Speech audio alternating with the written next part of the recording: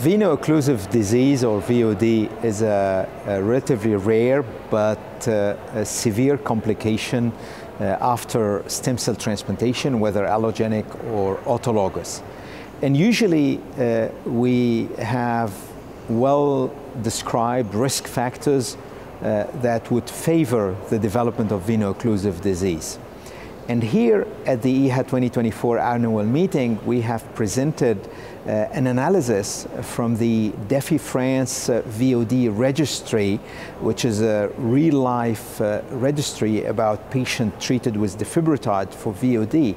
And we wanted to look specifically into the impact of the conditioning regimen, especially comparing the so-called reduced intensity conditioning regimens versus the myeloablative conditioning regimens.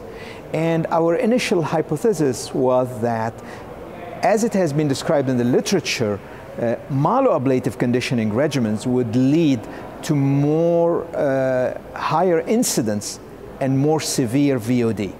Interestingly, in this work, we could find that actually patients receiving a reduced intensity conditioning will still actually experience a relatively high rate of VOD, sometimes even higher than the myeloablative conditioning regimen.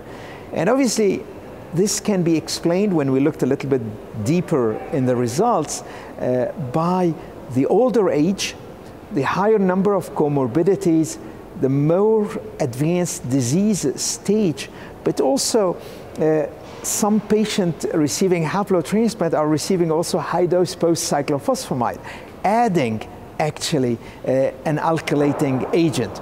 So you can see the situation when it comes to using a reduced intensity conditioning versus a myeloablative conditioning.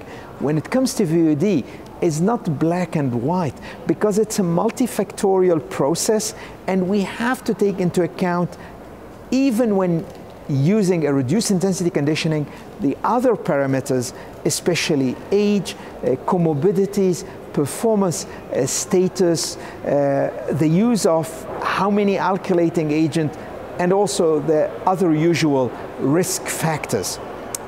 The good news is that defibrotide, which is approved for the treatment of severe VOD, works very well, as expected in this setting, but definitely we need to raise awareness that RIC conditioning doesn't mean you will not see VOD, and you have to take into account all the other risk factors.